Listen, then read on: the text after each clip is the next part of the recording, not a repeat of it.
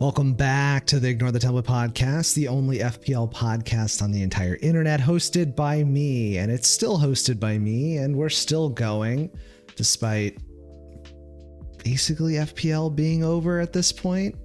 But we are back for another week. We are wrapping up Game Week 35. We're going to be talking ahead to Game Week 36, which is a double game week. Although, is it really? I mean, it is, but it isn't. It's not a very interesting one anyways, but we'll discuss that. And we're going to go through all the normal stuff. So looking at the Scout versus Scout competition from last week, we're going to plan ahead to next week as well, do a free hit team, talk about all the interesting players this week, all of that good stuff and more.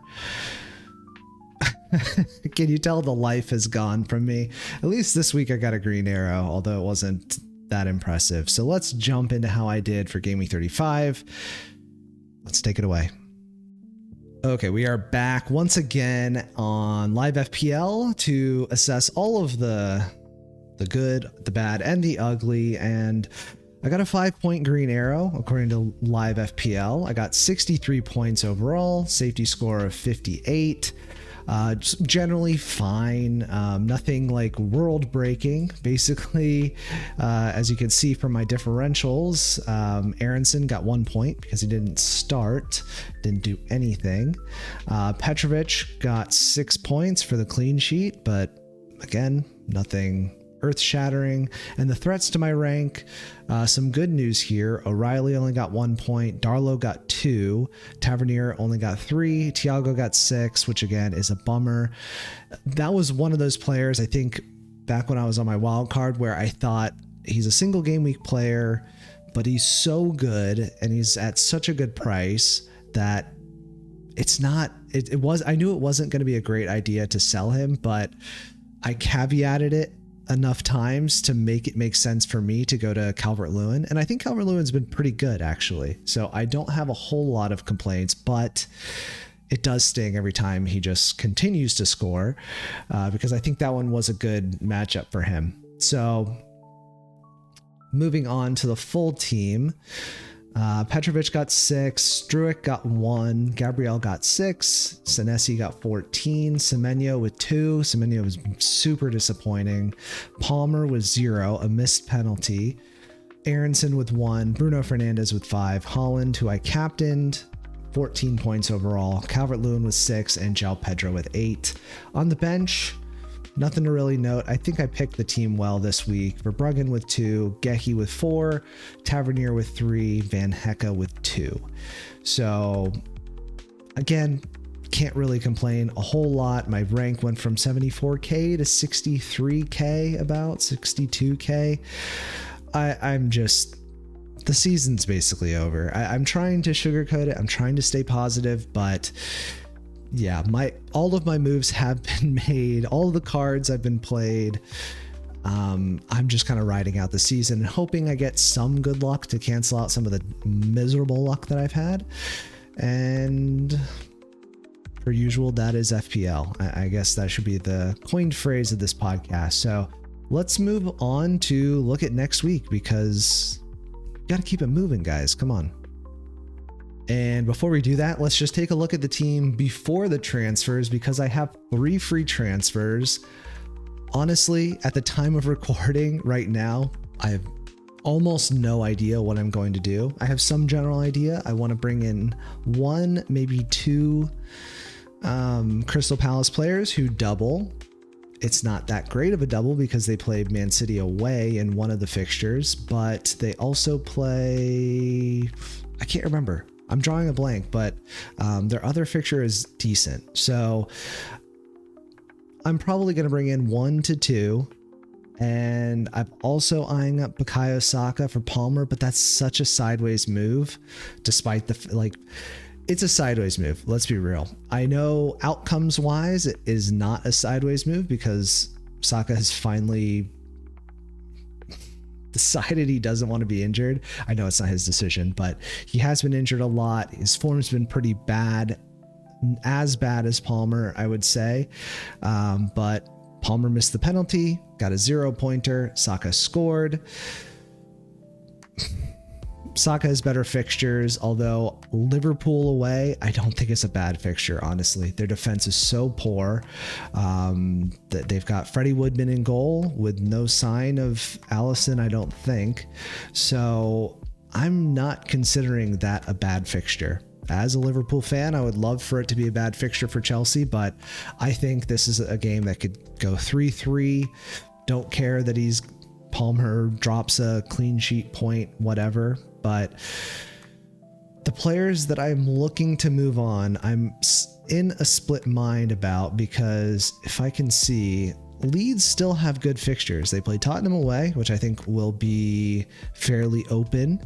They play Brighton at home, fairly open. West Ham away on the final day is tough. So they're going to be on the bench for that one. But these two are not bad.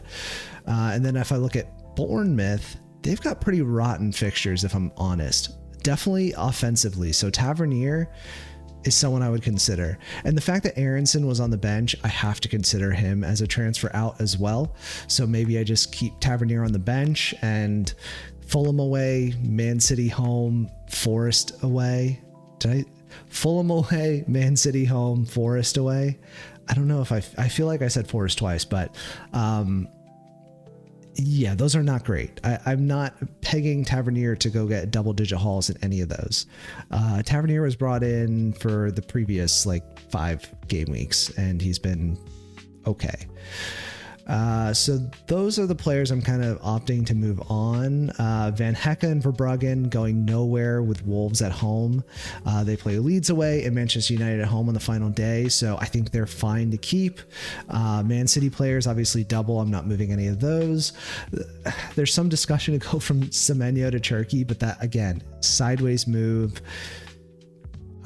Whatever. Oh, Gecky to O'Reilly, another sideways move. That's just not sexy.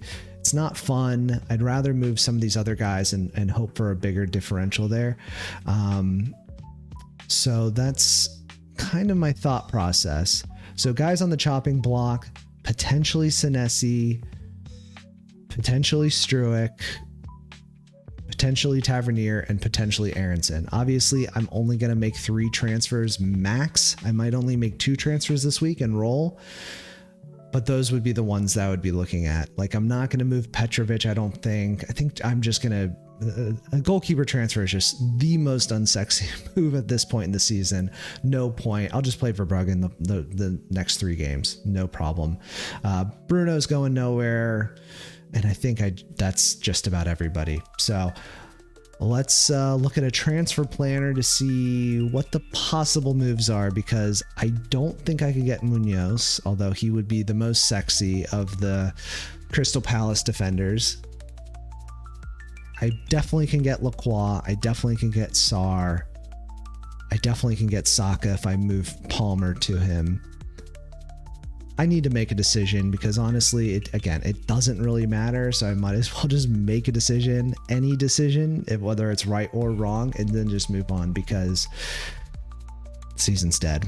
Sorry to say.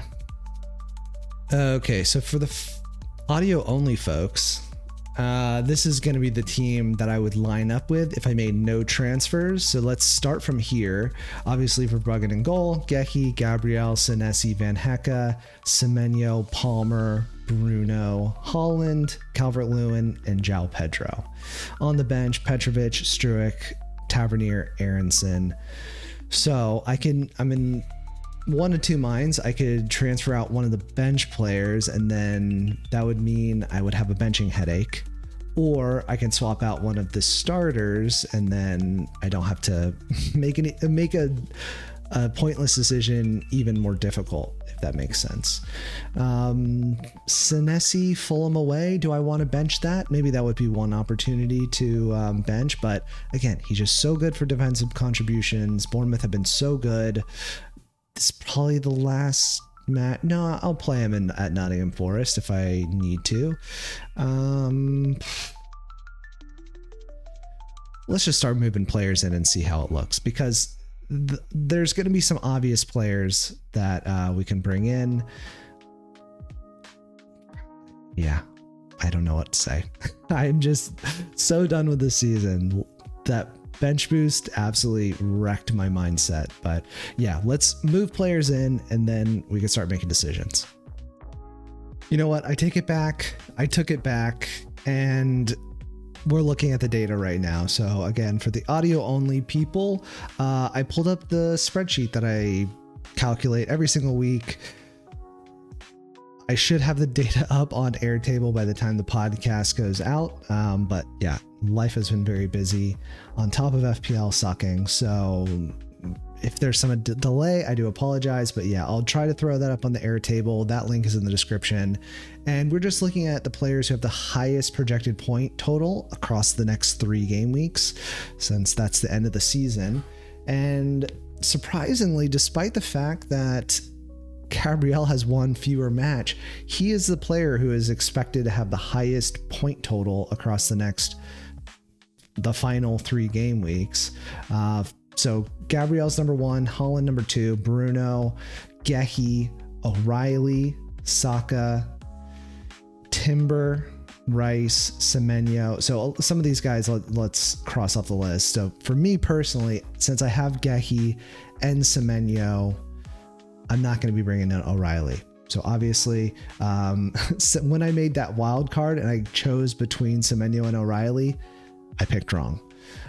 Because at the time they were very close on projected points, and since then they have diverged, as you can see. So yeah, that solves that. Saka would be the interesting player to bring in, I think. Timber, he's been injured, so I don't know when he's supposed to be coming back in, but not going to be a player for me. Rice could be an option. Semenyo I've already got. Calafiori could be interesting. I kind of like the idea of bringing in an Arsenal defender, but the minutes are just too risky. Like Hincapié can play, who knows? I really could not tell you who is favored at the moment. So yeah, I'll probably avoid that. Gvardiol's injured. Ben White, again, with the Timber injury, I don't know when he's coming back. So I think I'd probably just avoid that for now. Saliba is very unsexy of a player, of a pick rather. Totally sexy if you ask me, but no, as a FPL pick, not interesting. Tarkovsky, no. I'm so curious why Munoz and Lacroix are so far down, despite the fact they've got an extra game. It must be because their fixtures are very difficult outside of the double, and even in the double, it's difficult. So, yeah, the difficulty is really bringing these guys down because Lacroix is, I mean, what, 22nd, I guess, or 20th. And Munoz is even lower. Here's a valid option: not bringing in any double game week players, because when you think about it, they have an eye on Europe. They've got a lot of matches in between now and the end of the season. I just don't know. I wish I was a little bit more confident in Lacroix and Munoz being able to keep some sort of clean sheet, but outside of Everton, I really don't know if I see that, honestly. So the alternative to bringing in double game weekers, do I just bring in a bunch of Arsenal players? Because yeah, why not? The money's there. The transfers are there.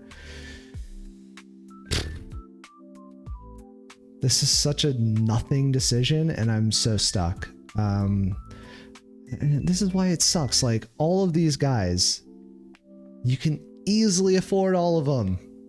If there was an actual decision, like if I had to decide between Haaland and Bruno, that would be interesting. That would be a fun, engaging thing about FPL, but the game has been completely ruined this season by the pricing.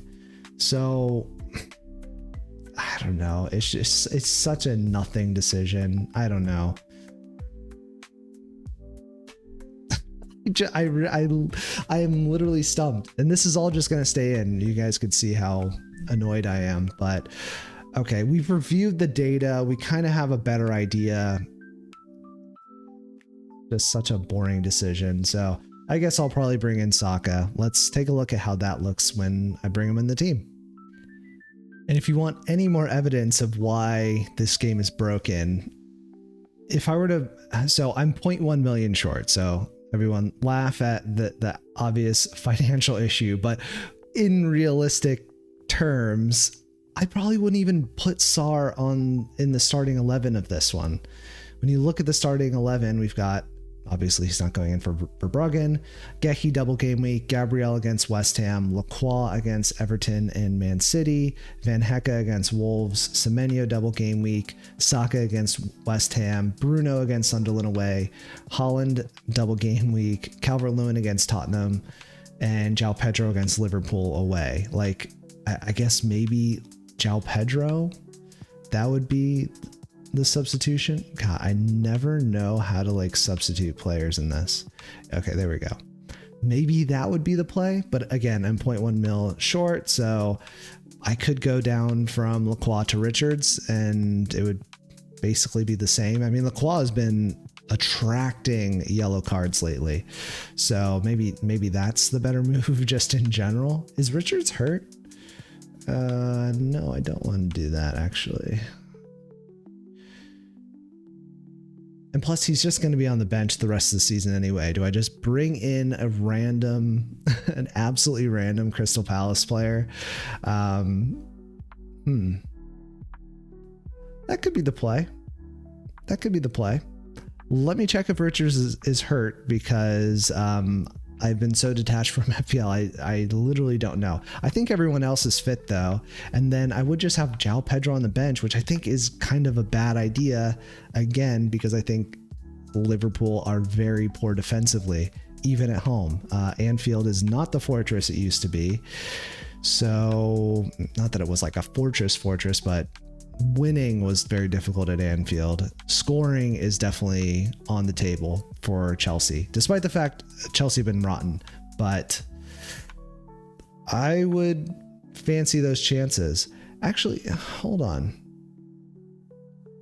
Oh no, don't restore Palmer.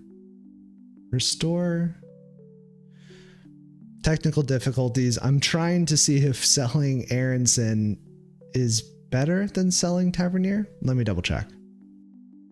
And it was identical. So let's figure out a plan. It's still minus 0.1 mil. I don't even want to bring in Sar. He's just such a risky pick. His minutes have been awful. I don't know. Let's take a look at Crystal Palace players and see if anybody's in form. It's not going to be a data-led decision because the data-led decision would probably be honestly, it would be two defenders, but my defense is fine. Like there's no way I afford selling Struick to like Munoz. Like there's just no money in that unless I go down from Saka to Rice, which I guess could be fine, but yeah, but even then, no, I'm just going to keep Struick in there. I think Senesi is probably the guy to sell unless I could feasibly swing it. So let's take another crack at it. I'm nearly there, guys. Okay, here is my decision. I'm basically locking it in, and if you're on YouTube, you can see that I've only made 2 transfers. So I'm going Palmer to Saka, Struick to Lacroix. And that leaves me with 0.2 million in the bank. Don't need to make an extra transfer. I don't need to complicate it. We'll just play João Pedro against Liverpool, which I think is favorable. Against Tottenham, I think that's a good one. Sunderland, I think that's away.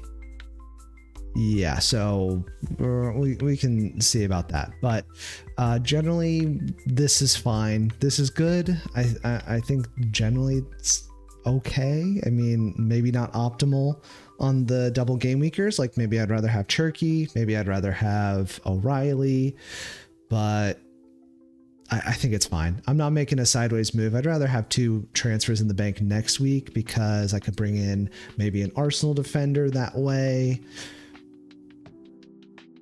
Any Arsenal player in general, because I mean, Burnley, what are they even doing anymore? They've checked out months ago. But just to run back through the team, Verbruggen in goal against Wolves. I'm not going to read out the opponents. Lacroix, Gabriel, Van Hecke, Gehi, Semenyo, Saka, Bruno Fernandes, Holland, Calvert-Lewin, João Pedro, with Petrovic, Tavernier, Aronson, and Senesi on the bench. I like that keeping Senesi because probably going to play him in the final game week. And honestly, this exact starting 11, 4-3-3, probably can just roll that into the following week as well, because I think all of those players generally have okay fixtures in 37, and my bench players don't have good game week 37 matches. Like all the Bournemouth guys, probably not going to play them against Man City away. I think it's away. No, it's at home actually. Yeah. So it doesn't change anything. Probably not going to do that. And Aronson is just probably not going to start. So that will probably be on my list of potential sells for next week. Maybe I bring in like a Rice. I think I can afford that. No, I can't. I have to make another move, but that's a next week problem. So let's see how the scout versus scout team competition rolled up for game week 35. Finished up for game week 35, and then we'll throw out my free hit scout team and call it a freaking day. You guys don't need any more FPL in your life. So let's see how my free hit team did against the official FPL scout, and then see you in a sec. So to refresh everybody's memory, myself included, because I kind of forgot how diabolical my scout versus scout team was last week. This was the team I put forward. So it was a 5-3-2 with 3 Sunderland defenders, one of which was Mukiele, who scored and got an 11-pointer. Just to run through the team, had Roofs in goal, Gabriel, Struick, Mukiele, Dan Ballard, Saliba, Bruno Fernandes, Saka, Semenyo, Erling Haaland captained, and Calvert-Lewin. And did not so bad. So if I did the math correctly, actually got my TI 84 plus, 63 points. That was my point total. Now, how did the official FPL scout team, which I do have right here, thanks to Reddit, and they had some bad picks. They had some unlucky picks as well. So they had Darlow in goal, who got 2 points. I guess I technically had a Leeds defender with Sturrock, who only got the 1-pointer, but Darlow, Gabriel, O'Reilly with 1 point. That was not expected against Everton, but hey, it is what it is. True Fair got 7 points, to be fair, but didn't get the Senesi 14-pointer. They also captained Bruno, had Saka as well. They had Eze for a 3-pointer, Cherki for a 5-pointer, Holland, Watkins 1-pointer, and Calvert-Lewin 6-pointer. So that total was 59 points. So my team is gonna win this week, although I have been, I usually say that I'm not very good at this, but I feel like my team has consistently been better than them lately. But even though money is not being dispensed this week, let's take a look at, we'll just give a shout out to whoever did the best in the mini league this week. Maybe I probably should have been doing this all along, but yeah, it doesn't hurt to give a shout out. So let's take a look who did well this week. And here are the rankings from game week 35. Yes, I have to remind myself of that.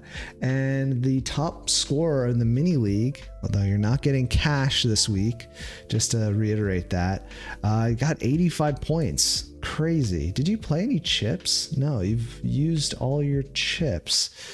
Just a good team. So where those points come from? Kelleher got an 8-pointer, Vandenberg 6-pointer, Ryan with an 8-pointer, had Senesi as well. That didn't hurt. Saka 11-pointer. Yeah, just a generally basically everyone returned except for Sar. Wow. Comparing that to my team, where we had Palmer 0-pointer, Sturrock. Oh, we don't need to rehash this. I suck. But come as you are, Teta. I feel like you've done fairly well. I feel like I've read your name out as the top point scorer for the week previously, and I may have paid out money to you, but too bad this week. my free hit team beat the official FPL scout team, so no money out. But let's put together a free hit team for Game Week 36. Will I have doublers? Let's take a look at what the algorithm thinks I should do. Yeah.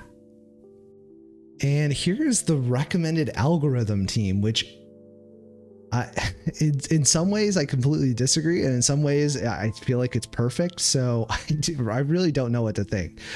This is probably not the team I would have put together in my mind. Like, I feel like Verbruggen against Wolves at home is perfectly fine, but yeah, I guess Burnley are terrible, so that's probably why. But okay, so the algorithm suggests that this is the best team to put forward for Game Week 36, and they are suggesting Martinez against Burnley away, Lacroix with the double, Gabriel against West Ham away, O'Reilly and Gehi double City defense for the double trouble, Munoz with the Palace double, Ismaila Sarr again with the double, Rodgers against Burnley away, Bruno against Sunderland away, Holland with the double, and Watkins against Burnley away. Plenty of money. There's 0.3 million in the bank, but I've got Welbeck, Aronson, Tavernier, and Verbruggen all on the bench. Yeah, easily clears as a free hit team. Now, before I finalize it, would I make any changes? Do I care to make any changes? I'm going to go with no. I'm going with the algorithm this week. I know Sarr is probably a bad pick. Missing out on like a Saka is maybe an error, but if I'm being completely honest, I think West Ham away is probably their most challenging fixture from now until the end of the season. I mean, that's kind of obvious. They play Burnley and then they play Crystal Palace, who might be playing in Europe, a European final. So yeah, West Ham away might be tricky. I could see that being a 0-0. Yeah, we'll have to see. But yeah, I'm going with the algorithm. No changes. This is the team. I think it's possibly lacking some Brighton players, but yeah, I mean, the only thing I would probably change is maybe like Sarr to play this is stupid. Instead of Sarr, who has a double, play Danny Welbeck against Wolves at home. That would be hilarious. No, I'm gonna stick with the algorithm. It's bad. It feels bad, and it feels bad in a right way. So this is a team. I feel like I covered all my bases this week, and I swear I'm not just like checking boxes. I do still love podcasting, but I am feeling the burnout a little bit. I know it's been very obvious. I know I say this every podcast now, but yeah, let's just jump to the outro, see if I have any other talking points to consider from now until I get to the actual outro. So yeah, you know what? I don't have a lot to say, which I guess is pretty evident at this point. But yeah, so this podcast should be out. I'm recording Thursday night. Should be out Friday morning. And yeah, Game Week 30. Oh, Game Week 35 deadline is Friday. No. Oh my God. I'm so dumb. It's Game Week 36. This is so bad. Not my best. And it's still below that. Game Week 36 is the next game week, and that's May 9th, the Saturday upcoming. And then the following game week to come out, the deadline's on a Sunday, May 17th. So that's, yeah, still like a week, but a week and a day from the deadline. So I'm still planning on doing one podcast a week from now until the end of the season. Game Week 37, weird deadline, but I'll probably come out with a podcast on a Friday, maybe Saturday morning, depending on if like news comes out or if... Yeah, I'm going to play that a little bit loose. So yeah, this podcast that you're listening to literally right now will be out on Friday, May 8th, if you're listening to it live or as live as it gets. And then the next podcast probably coming out Thursday, Friday, or Saturday before the deadline. But I'll definitely have the video / podcast out before the deadline. Hopefully we'll have the data up in time as well, which that reminds me I should probably do that right now. And good luck with Game Week 36, the last double, but it's a wet fart of a double game week. Like, not interested in bringing in anyone besides Man City, which everyone already has. They have some combination of basically the same 3 or 4 players. So yeah, I'm gathering so many thoughts about what is broken about FPL and what I hope they fix next season. I'm the eternal optimist. As down as I am right now, a couple of changes can completely fix FPL. Like, pricing is huge. That would be a game changer to update the pricing, fix the pricing slightly, raise the prices across the board. I won't step on my future toes, but yeah, I've got a long list of things that to see in FPL. Did I lose my voice for like literally one word? That I hope to see in FPL. Probably won't happen, but maybe FPL Towers is listening to my obscure podcast that very few people listen to. You know, you can never know. But I'll leave it there. I've rambled far too long, and good luck with Gaming 36. I'll see you before Gaming 37.